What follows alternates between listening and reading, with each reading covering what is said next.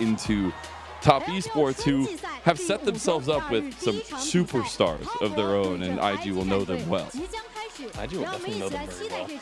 Top esports, you know, having the changes come in from rookie, and then of course Ching. Okay. From Ching as well. And the sword work. Okay, I'm a big fan. We get ready for this one up. OMG, let me just say to you, I mean, again, like, PP God coming through, maybe the upgrade they needed. Like, they had Cold for 7 years, Lyric. But PP God has been quite solid in... Okay, hang on. Wait, what? Are we... Was that Kamehameha? Was that the Rising Force? They were able to build a lot of fandom, build a lot of notoriety with how well they started playing towards the end.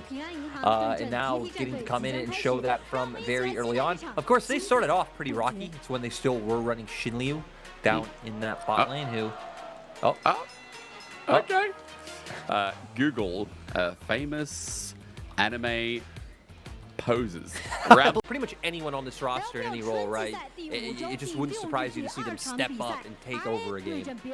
And that's where I think on the other side, where we didn't get to see the RA walk out, right? It's crazy to me to think that, by the way, a little shout outs to them. To be, they're 2 and 3, not really a position you want to be going into, but they have had some very difficult teams to go against. They've already lost, played and lost to JDG, EDG. The big one, I think the big loss that we obviously see is the WE loss, but they did beat Weibo, so it's kind of hard to figure out where this team's supposed to be.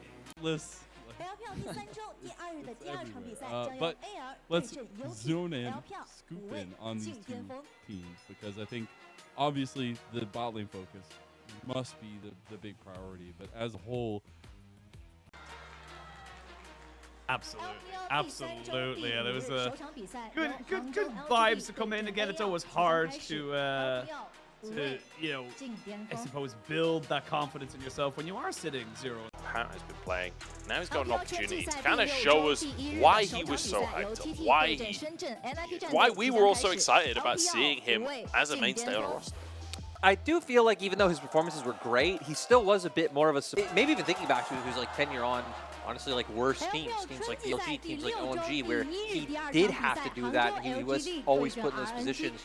For now, we can even see 4 games Cassante, 3 games Sion, 3 games Renekton. It isn't much about, you know, when you think of Breathe in his old days, it's about the Fiora outplay. I still think that's the clip that comes to mind for most people as Go get some nachos and sushi and dessert from before I read I'm not too far away now. You're not. You're only across the way. You know, you're part of the, well, no, across the pond would be the Atlantic. That's lane. See if he's able to kind of go for it now. Of course, both teams getting themselves on the stage, getting themselves ready for this first pick and ban. But I'm curious to see now as well. Obviously, we talk a lot about, you know, these two teams. They're both 4-1. It's a very different conversation, though, that we're having when we talk about EDG and when we talk about JDG when we turns into the, you know, the later stages of the season. A lot of people, myself included, are seeing JDG as... So that's why it's confusing at the moment, considering that this team is a powerhouse of threat to anyone they go up against. It's like a circle of everyone beats everyone, right? In LPL. And, you know, especially on those wins against like top esports, JDG, but the top esports one sticks out to me a little bit more. Like, what? Weibo's ceiling seems to be so... Formula. With the patch changing, does that make things harder or easier for you in that regard? And that's where, like, you wonder, especially, I know I was reading earlier from LPL Fan Club, they were translating an interview from Jackie Love, and he's saying, like, you know, things are not really going to change as... Anyone's legend, they're kind of the tax return. So, having to then come into IG, I think probably the best timing seems they've just lost. Hopefully they can give us a little bit more of what we see. Yeah, previous years we've known for his Camille as well. Like, I feel like Camille is one of the champions you associate with ZDZ. But then you've also got players like Pins who like kind of shuffle out onto the stage nervously. It's like, oh, it's kind of cute. But you know, we've been told a lot of these. Power Rangers, baby. Exactly. A lot of these were taken. We're in Shanghai. Later on, Shanghai is also where Ultra Prime and BLG will reside, so you won't be missing anything tonight.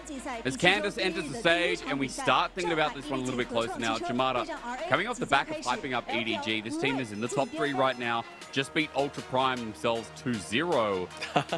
Going up against RA is, yeah, we continue to get the posts out on stage.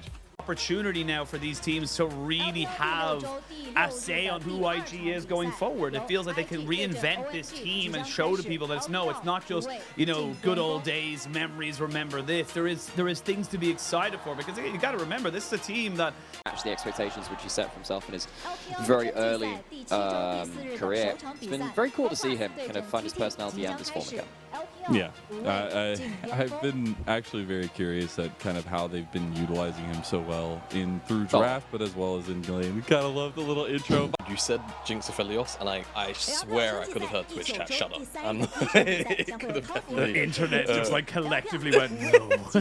No, not again. Not again. Which was kind of like their saving grace in some of their games. That was very problematic. We saw a lot of priority onto Sorta on stuff like Heimdinger, which didn't really work for them. There are a couple of combos which are starting to be okay for them now. We've seen the... I love the... No, it was the best. It was the best name change in history, right? Because he came out as Pudding. I think he only had a few games on stage that split. And, you know, they were whatever. They were like, yeah, who's this guy? He's, you know, kind of an average sport on a bottom tier team. And then he changed his name